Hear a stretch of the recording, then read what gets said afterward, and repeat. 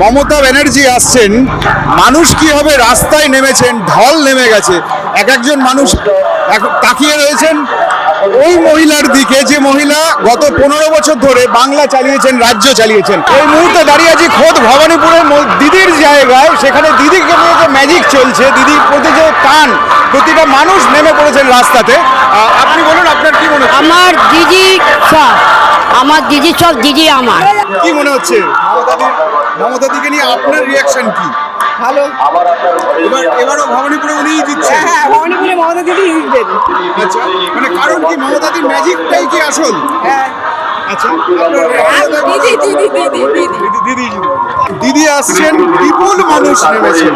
তো আপনিও এসছেন সেই মিছিলে সামিল। আপনার কি মনে হচ্ছে দিদি আবার জিতে আসছেন? 100 বার। কারণ ঘরের মেয়ে ঘরেই, আমরা সেটাই চাইবো। মহিলাদের মর্যাদা, আত্মসম্মান, আমরা সবসময় বাঙালি মেয়েরা এই আত্মসম্মানটা আমাদের কাছে সব থেকে বড়। আর এটা আমরা দিদিকে ছাড়া কারোর কাছে আশা করতেই পারি না। সেজন্য ঘরের মেয়ে ঘরে। জয় বাংলা। আপনার কি মনে হচ্ছে দিদিকে নিয়ে আপনার রিয়াকশন কি? এই যে মানুষের যে উন্মাদনা, মানুষের রাস্তায় নেমে পড়েছেন, ঢল নেমেছে, 24 ঘন্টা পরেই প্রচার শেষ, তারপরেই ভোট। আপনার কি মনে হয় কে জিতবে?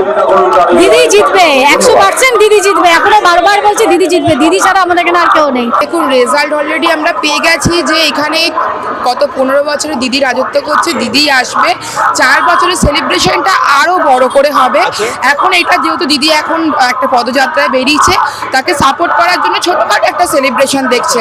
মোদি এমনি 4 তারিখে ঝড়ে উড়ে চলেছে, তো দিদি আসছে, দিদিই জিতবে। আশাবাদী আমরা রয়েছি। দিদি যেভাবে প্রকল্পের মাধ্যমে আমাদের সাহায্য করেছে, আমরা দেখে কি মনে হচ্ছে দিদি এমনি উঠে গেছে একদম। এই যে গোটা ভারতবর্ষ জুড়ে ভবানীপুরের দিকে তাকিয়ে, তাতে কি মনে হচ্ছে? ভবানীপুর তো সবচেয়ে আকর্ষণীয় একটা জায়গা। ভবানীপুর তো জিতবে, ওই জন্য তো সবাই ভবানীপুরের দিকে তাকিয়ে। যেহেতু এখানকার মেন দিদি হচ্ছে প্রার্থী, সেহেতু সেই জন্যই ভবানীপুরের দিকে সবাই তাকিয়ে। শুভেন্দু অধিকারী ভয় পেয়েছে, তার জন্যই ভবানীপুরটাকে এত হাইলাইট পেয়েছে।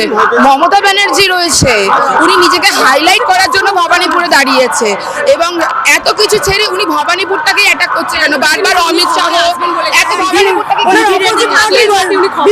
ওই জন্য উনি আরো ভয় পেয়ে গেছেন, ওই জন্যই আরো ভবানীপুরটাকে উনি বেছে নিয়েছেন।